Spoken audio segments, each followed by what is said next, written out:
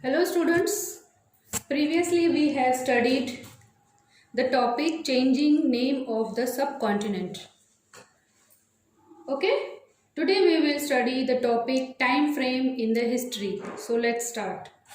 See page number 6, topic is time frame in the history. Okay, so you have to keep your finger on the book and let's start. In the 19th century, many British historians like James Mill, who wrote History of British India in 1817, were very critical of Indian culture. They divided the history of India into these three periods. The periods are Hindu, Muslim, and British. But this division was full of drawback. It was based on the religion of rules. So it ignored the significant historical development in the society, economy, or culture. This division also ignored the rich diversity of the subcontinent. It means यानी ये time frame, इतिहास का जो time frame है उसमें 19th century में कई British इतिहासकार जैसे जेम्स मिल, जिन्होंने 1817 में ब्रिटिश भारत का इतिहास लिखा था, भारतीय संस्कृति के बहुत महत्वपूर्ण थे। उन्होंने भारत के इतिहास को 3 अवधियों में डिवाइड किया था, जैसे हिंदू, मुस्लिम और ब्रिटिश। लेकिन यह विभाजन कमियों से भरा हुआ था।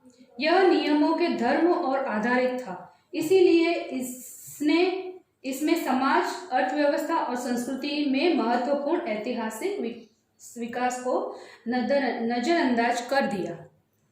इसलिए इस विभाजन ने उपमहाद्वीपों की समृद्ध विविधता को भी नजरअंदाज कर दिया था। Next, in order to get a clear picture of the important changing in the history, historians generally divided the past into 3 periods. These are the ancient or early period, the medieval period or the middle period, and the modern period. यानी इतिहास में जो important changes की साफ तस्वीर को प्राप्त करने के लिए इतिहासकारों ने क्या किया?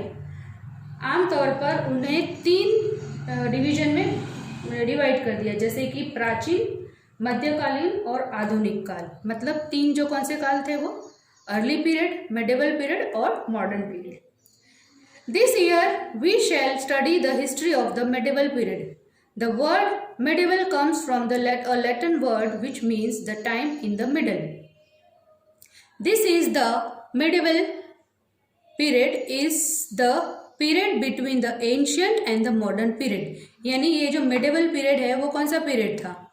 एंशियंट यानी पुराना और मॉडर्न यानी नया, इन दोनों के बीच का पीरियड कौन सा था? मिडेवल यानी मिडिल का पीरियड। समझ में आया आपको?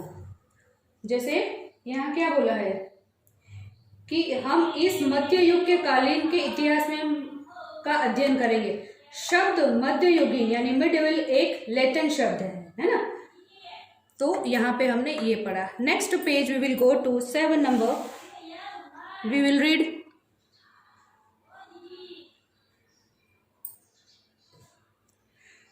Though there are no such well-defined criteria or general rule for the division of the world history into ancient, medieval and the modern period, the periodization of history varies from one country to another. Varies यानी कि different है, यानी कि यूं, यानी प्राचीन काल में प्राचीन, मध्ययुगीन और आधुनिक काल में शब्द इतिहास के विभाजन के लिए एक ऐसी कोई अच्छी तरह से परिभाषित मापदंड था, सामान्य नियम भी नहीं था। इतिहास की अवधि एक देश से दूसरे देश से विभिन्न थी।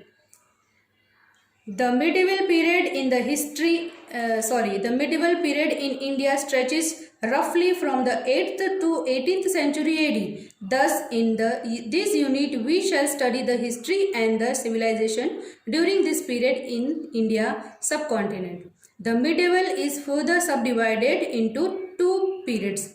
Early medieval period वो 8th और 12th सेंचुरी के बीच, and the later medieval period था 13th to 18th सेंचुरी। मतलब भारत में मध्ययुगीन काल लगभग 8 से 18 सेंचुरी तक का था, फैला हुआ था।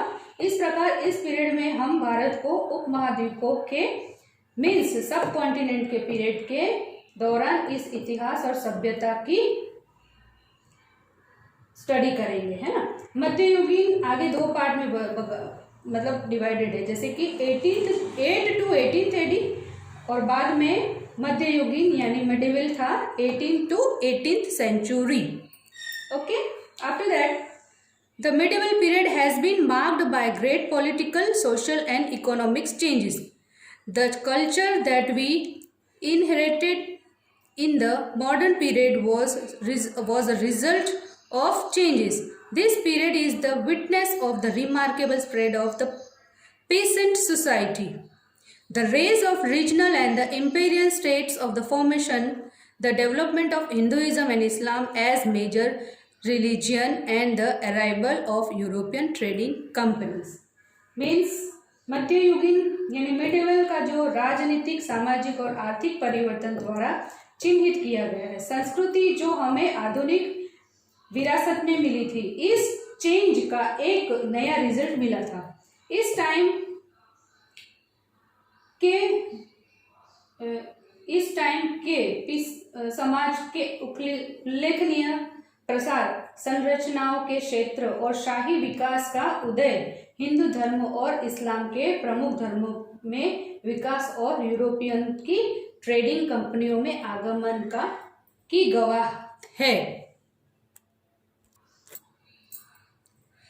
However, the historians face many problems in dividing the past into ancient, medieval, and modern periods. For example, medieval is often contrasted with the modern period. Modernity reflects material progress and intellectual advancement.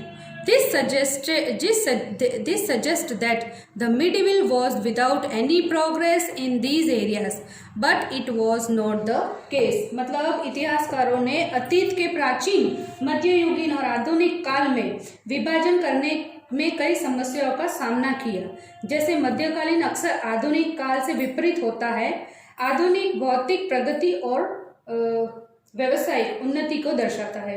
इससे पता यह चलता है कि इन क्षेत्रों में मध्यकालीन बिना किसी प्रगति के था, लेकिन यह मामला मेन नहीं था। Okay, so children, we have studied today the time frame in the history, so we complete this video. We will meet you in the next video by studying the topic source of history. Till then, bye bye and see you soon.